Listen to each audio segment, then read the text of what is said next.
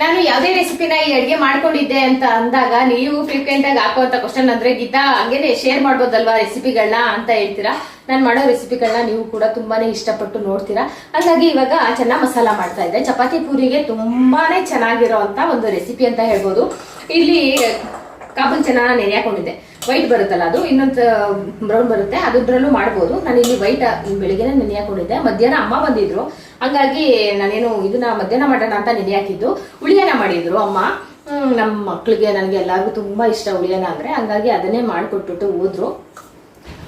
ಹಂಗಾಗಿ ಮಾಡಿರಲಿಲ್ಲ, ಇವಾಗ ಮಾಡೋಣ ಅಂತ ಅಂದ್ಬಿಟ್ಟು ಮಕ್ಳು ಪೂರಿ ಮಾಡ್ಕೊಡಮ್ಮ ಇದ್ರ ಜೊತೆ ಚೆನ್ನಾಗಿರುತ್ತೆ ಅಂತ ಕೇಳ್ತಾ ಇದ್ದಾರೆ. ನಾನು ನೈಟ್ ಯಾವತ್ತು ಪೂರಿ ಮಾಡಲ್ಲ, ಚಪಾತಿನೇ ಮಾಡೋಣ ಅಂತ ಅಂದ್ಬಿಟ್ಟು. ಅದಕ್ಕೆ ಇದು ತುಂಬಾನೇ ಚೆನ್ನಾಗಿರುತ್ತೆ, ಗೊಜ್ಜು ಅಂತ ಹೇಳ್ಬೋದು ಅಥವಾ ಗ್ರೇವಿ ಅಂತ ಹೇಳ್ಬೋದು. ಬನ್ನಿ ಅದನ್ನ ಹೆಂಗ್ ಮಾಡೋದು ಏನು ಅಂತ ತಿಳಿಸ್ತೀನಿ. ಸಿಂಪಲ್ ಆಗಿರೋ ಇಂಗ್ರೀಡಿಯೆಂಟ್ಸ್ ಹಾಕಿ ಮಾಡ್ಕೊಳ್ಬೋದು. ಕೇಕ್ ಕೂಡ ಗೋಧಿ ಹಿಟ್ಟಲ್ಲೇ ಮಾಡಿದ್ದೆ. ಅವಾಗ ಹೆಂಗಿದ್ರು ಚಪಾತಿ ಹಿಟ್ಟಿಗೆ ಕಲ್ಸ್ಕೋಬೇಕಾಯ್ತಲ್ವಾ, ಅದರಲ್ಲೇನೆ ನಾನು ಕೇಕ್ ಕೂಡ ಮಾಡಿಕೊಟ್ಟೆ. ಅದನ್ನ ಕೇಕ್ ರೆಸಿಪಿ ಇಲ್ಲ, ಸುಮ್ಮನೆ ಅದನ್ನ ಏನು ಅನ್ಮೋಲ್ಡ್ ಮಾಡ್ತೀವಲ್ಲ ಅದನ್ನ ಲಾಸ್ಟಲ್ಲಿ ಹಾಕ್ತೀನಿ, ಬೇಕಿದ್ರೆ ನೋಡಿ. ಎಷ್ಟು ಚೆನ್ನಾಗಿ ಬಂದಿದೆ ಅಂದ್ರೆ ಸೂಪರ್ ಆಗಿ ಬಂದಿದೆ. ಇವಾಗ ಹೆಂಗ್ ಮಾಡೋದು ಏನು ಅಂತ ಫಸ್ಟ್ ತಿಳ್ಕೊಳ್ಳೋಣ ಬನ್ನಿ. ನಾನು ಮಾಡೋ ರೆಸಿಪಿಗಳು ನಿಮ್ಗೆ ತುಂಬಾ ಇಷ್ಟ ಆಗ್ತಾ ಇದೆ, ತುಂಬಾ ಇಷ್ಟಪಟ್ಟು ನೋಡ್ತೀರಾ. ಹಂಗಾಗಿ ಇದನ್ನ ತಿಳಿಸೋಣ ಅಂತ ಅಂದ್ಬಿಟ್ಟು ಮಾಡ್ತಾ ಇದ್ದೀನಿ. ಇಲ್ಲಿ ಕಾಬೂಲ್ ಚೆನ್ನ ತಗೊಂಡಿದ್ದೀನಿ. ಅದನ್ನ ಕುಕ್ಕರ್ಗೆ ಹಾಕಿ ಒಂದು 3 ವಿಷಲ್ ತಗೋಬೇಕಾಗುತ್ತೆ. ಬನ್ನಿ ಹೆಂಗ್ ಮಾಡೋದಂತ ತೋರಿಸ್ತೀನಿ. ಇವಾಗ ಒಂದು ಕುಕ್ಕರ್ನ ತಗೊಳ್ತಾ ಇದ್ದೀನಿ. ಕುಕ್ಕರ್ನ ತಗೊಂಡು ಕಾಬೂಲ್ ಚೆನ್ನ ಇತ್ತಲ್ವಾ ಅದನ್ನ ಹಾಕಿ ಮುಳುಗೋ ಅಷ್ಟು ನೀರ್ ಹಾಕ್ಬಿಟ್ಟು ಅದಕ್ಕೇನೆ ಸ್ವಲ್ಪ ಚಕ್ಕೆ, ಲವಂಗ, ಆಮೇಲೆ ಏಲಕ್ಕಿ ಎಲ್ಲಾನು ಹಾಕಿ ಬೇಯಿಸೋದ್ರಿಂದ ಒಳ್ಳೆ ಫ್ಲೇವರ್ ಬರುತ್ತೆ. ಆ ಕಾಬೂಲ್ ಚೆನ್ನ ಆ ಘಮನ ಹೀರ್ಕೊಳ್ಳುತ್ತೆ. ಅವಾಗ ಒಳ್ಳೆ ಟೇಸ್ಟ್ ಬರುತ್ತೆ ಗ್ರೇವಿನಲ್ಲಿ ಅಂತ ಹೇಳ್ಬೋದು. ಈ ಮನೆಗೆ ಶಿಫ್ಟ್ ಆಗ್ಬೇಕಾದ್ರೆ ಅದು ಎಲ್ಲಿ ಕಳ್ದೋಯ್ತು ಅಂತಾನೆ ಗೊತ್ತಿಲ್ಲ. ಒಂದು ಬಟ್ಟೆಲ್ ಬೇಕಾದ್ರೂ ಕಟ್ಟಿ ನೀವು ಹಾಕ್ಬೋದು. ನಾನಿಲ್ಲಿ ಚಕ್ಕೆ ಒಂದು 4-5 ಲವಂಗನ ಹಾಕೊಳ್ತಾ ಇದ್ದೀನಿ. ಚಕ್ಕೆನ ನಾನು ಮಸಾಲೆ ಉರಿಬೇಕಾದ್ರೆ ಅದನ್ನ ಎತ್ತಿ ಅದಕ್ಕೆ ಹುರ್ಕೊಳ್ತೀನಿ. ಹಂಗಾಗಿ ಲವಂಗ ಅಂತೂ ಬಿಡಿ ಎಲ್ಲ ಸ್ಮ್ಯಾಶ್ ಆಗ್ಬಿಟ್ಟಿರುತ್ತೆ, ಸಿಗಲ್ಲ. ಇವಾಗ ರುಚಿಗೆ ತಕ್ಕಷ್ಟು ಉಪ್ಪು ಹಾಕಿ ಮುಳುಗೋ ಅಷ್ಟು ನೀರ್ ಹಾಕಿ 4-5 ವಿಷಲ್ ತಗೊಂಡು ತುಂಬಾ ಚೆನ್ನಾಗಾಗುತ್ತೆ ಇದು. ಇವಾಗ ನೋಡಿ ಈ ತರ ಇಟ್ಬಿಟ್ಟು ಕ್ಲೋಸ್ ಮಾಡಿ 3-4 ವಿಷಲ್ ತಗೋತೀನಿ. ನಂತರ ಇದಕ್ಕೆ ಮಸಾಲೆ ಬೇಕಾಗುತ್ತೆ. ಬನ್ನಿ ಯಾವ್ಯಾವ ಮಸಾಲೆ ಬೇಕು ಅಂತ ತೋರಿಸ್ತೀನಿ. ಇವಾಗ 1 ಈರುಳ್ಳಿ ತಗೊಂಡಿದ್ದೀನಿ, 1 ಗೆಡ್ಡೆ ಬೆಳ್ಳುಳ್ಳಿ ತಗೊಂಡಿದ್ದೀನಿ, 1 ಇಂಚು ಶುಂಠಿ ತಗೊಂಡಿದ್ದೀನಿ, ಆಮೇಲೆ 1 ಟೊಮೊಟೊ ತಗೊಂಡಿದ್ದೀನಿ, ಒಂದು 5-6 ಹಸಿಮೆಣಸಿನಕಾಯಿ ತಗೊಂಡಿದ್ದೀನಿ, 1-2 ಏಲಕ್ಕಿ, 1-6 ಲವಂಗ ತಗೊಂಡಿದ್ದೀನಿ. ಇಲ್ಲೂ ಕೂಡ ಚಕ್ಕೆ ಲವಂಗ ಹಾಕಿರೋದ್ರಿಂದ ಅದು ಲವಂಗ ನಮ್ಗೆ ಅದ್ರಲ್ಲಿ ಸಿಗಲ್ಲ, ಹಂಗಾಗಿ ಇದ್ರಲ್ಲೇ ಇಲ್ಲೇ ತಗೊಂಡಿದ್ದೀನಿ. ಇವಾಗ ಇದನ್ನೆಲ್ಲ ಹುರ್ಕೊಳ್ಬೇಕಾಗತ್ತೆ ಚೆನ್ನಾಗಿ.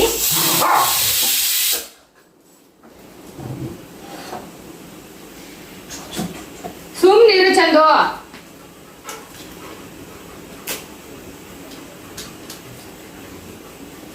ಮೊದಲು ಒಂದು 2-3 ಸ್ಪೂನು ಎಣ್ಣೆ ಹಾಕೊಂಡಿದ್ದೀನಿ. ಎಣ್ಣೆ ಹಾಕೊಂಡು ಮೊದಲು ಇದಕ್ಕೆ ಲವಂಗ ಹಾಕೊಳ್ತೀನಿ, ಸ್ವಲ್ಪ ಟೇಸ್ಟ್ ಬಿಡ್ಲಿ ಅಂತ ಅಂದ್ಬಿಟ್ಟು. ಲವಂಗ ಸಿಡಿಯುತ್ತೆ, ನೋಡ್ಕೊಂಡು ಹಾಕೊಳ್ಳಿ. ಲವಂಗ ಮತ್ತೆ ಏಲಕ್ಕಿನ ಹಾಕೊಳ್ತೀನಿ, ಚೆನ್ನಾಗಿ ಒಳ್ಳೆ ಟೇಸ್ಟ್ ಬರುತ್ತೆ. ಇವಾಗ ನೋಡ್ತಾ ಇದ್ರಲ್ವಾ, ಏಲಕ್ಕಿ ಮತ್ತೆ ಲವಂಗನ ಹಾಕೊಂಡಿದ್ದೀನಿ. ಈರುಳ್ಳಿ ಇತ್ತು, ಈರುಳ್ಳಿ ಕೂಡ 1 ಈರುಳ್ಳಿನ ನಾನಿಲ್ಲಿ ಬಳಸ್ಕೊಂಡಿದ್ದೀನಿ.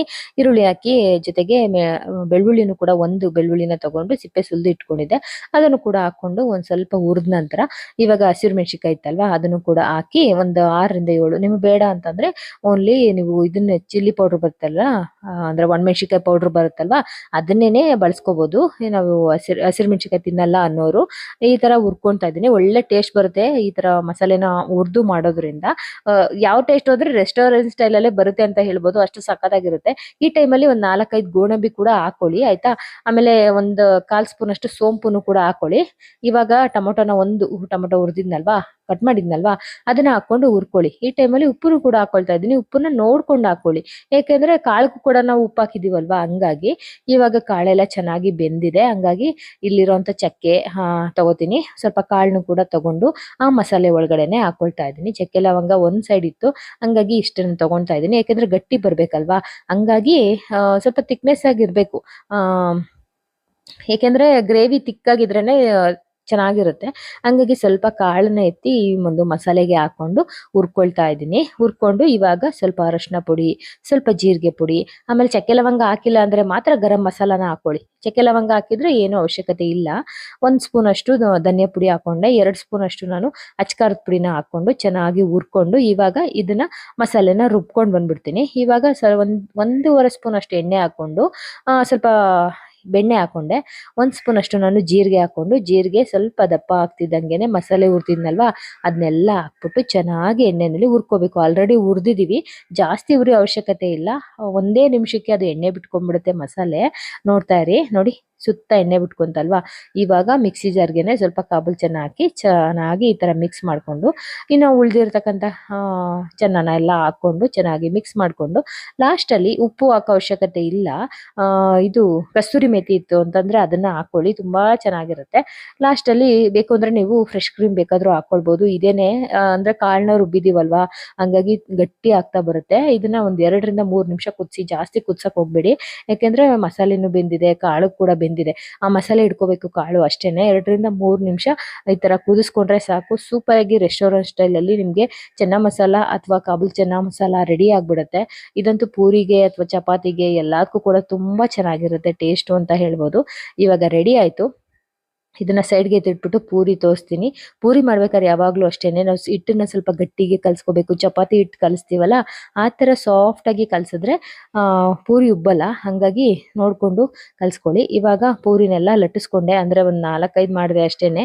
ಇನ್ ಮಿಕ್ಕಿದೆಲ್ಲ ಚಪಾತಿ ಮಾಡ್ಬಿಟ್ಟೆ. ಕಲ್ಗೂ ಕೂಡ ಚಪಾತಿನೇ ಮಾಡ್ತೀನಲ್ವಾ, ಹಂಗಾಗಿ ನೋಡಿ ಈ ತರ ನೀಟಾಗಿ ಚೆನ್ನಾಗಿ ಉಬ್ಬುತ್ತೆ. ನೀವು ಸ್ವಲ್ಪ ಹಿಟ್ಟನ್ನ ನೋಡ್ಕೊಂಡು ಕಲ್ಸ್ಕೊಂಡ್ರೆ ಸ್ವಲ್ಪ ಗಟ್ಟಿಗೆ, ಆಮೇಲೆ ಎಣ್ಣೆ ಕೂಡ ಕಾದಿರ್ಬೇಕು, ಚೆನ್ನಾಗಿ ಈ ತರ ಉಬ್ಬಿ ಬರುತ್ತೆ.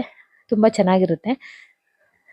ನೋಡ್ತಾ ಇದ್ರಲ್ವಾ ಎಷ್ಟು ಚೆನ್ನಾಗಿ ಬರ್ತಾ ಇದೆ ಅಂತ ಅನ್ಬಿಟ್ಟು. ಇದಂತೂ ಒಳ್ಳೆ ಕಾಂಬಿನೇಷನ್. ಒಂದ್ಸಲಿ ಟ್ರೈ ಮಾಡ್ಬಿಟ್ಟು ನನಗೆ ತಿಳಿಸಿ.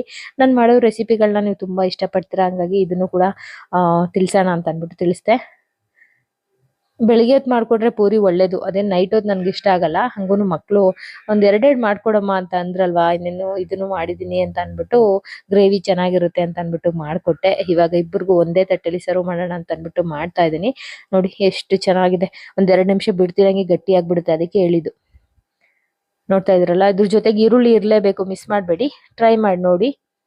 ಅದಾದ್ಮೇಲೆ ಕೇಕು ನಾನು ಫಸ್ಟೇ ಮಾಡಿದ್ದೆ ಅಂತ ಹೇಳಿದ್ನಲ್ವಾ ನಿಮ್ಗೆ, ಅದನ್ನ ನೋಡಿ ಈ ತರ ಟ್ಯಾಪ್ ಮಾಡ್ಬಿಟ್ಟು ತೆಗೆದ್ರೆ ಬಿಸಿ ಇದೆ ಸಖತ್ತು. ಕೈಯೇ ಸುಟ್ಟೋಯ್ತು ಗೊತ್ತಾ ನಂದು. ಕೈಯಲ್ಲ ಬೆರಳು ಸುಟ್ಟೋಗಿದ್ದು, ಸ್ವಲ್ಪ ಇದಾಗೋಯ್ತು.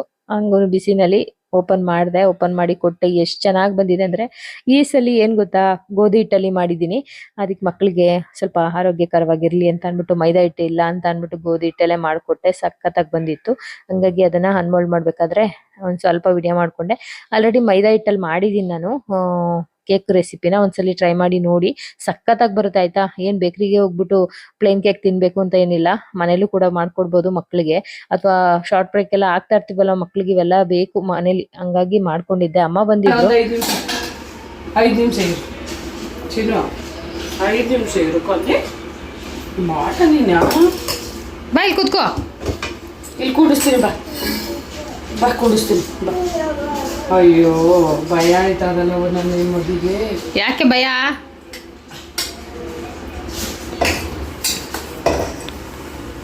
ಕಾಯಿ ಹಾಕ್ಲಿಲ್ಲ ಚಿನ್ನು. ಕಾಯಿ ಒಂದು ಹಾಕ್ಲಿಲ್ಲ. ಸಾಕ್ಬಿಡಮ್ಮ. ಸಾಕ ತಕ.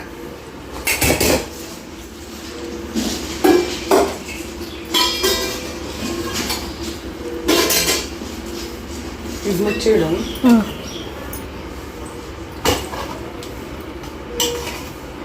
ಕಲ್ಸಿದ್ಮೇಲೆ ಜಾಸ್ತಿ ಆಗುತ್ತೆ ಈ ಅನ್ನ ಹಂಗೇನೆ ಅಕ್ಕಿ ನೀರ ನೋಡಿ ಸರಿ ಆಯ್ತಾ? ತನ್ವಿ ನೀನೊಂದು ಸ್ವಲ್ಪ ನೋಡು ಟೇಸ್ಟು. ಸರಿ ಆಯ್ತಾ? ಹಿಂಡುತ್ತೆ ಒಂಚೂರು. ಚೆನ್ನಾಯ್ತು. ಒಂಚೂರು ಹಿಂಡಿದ್ರೆ ಹುಳಿ ಉಳ್ಕೋತದೆ. ಏನಮ್ಮ ಇದು? ಹುಳಿಯನ್ನ.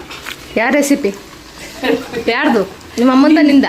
ನಮ್ಮ ಅಮ್ಮಂದು ರೆಸಿಪಿ ಅದು. ನಮ್ಮ ಅಮ್ಮಂದು ತಗೋ. ನಾನು ಎಷ್ಟಲ್ಲಿ ಮಾಡಿದ್ರು ಮಾತ್ರ ಬರಲ್ಲ, ನಾನು ಮಾಡೋಕ್ಕೂ ಹೋಗಲ್ಲ. ಹಿಂಗೆ ಮಾಡುವೆ, ಅದೇನಾಗುತ್ತೆ ಬರಲ್ಲ ಅದು ಟೇಸ್ಟು, ಅದಕ್ಕೆ ನಾನು ಮಾಡೋಕ್ಕೆ ಹೋಗಲ್ಲ. ತುಪ್ಪ ಹಾಕ್ಲಿಲ್ಲಲ್ಲ.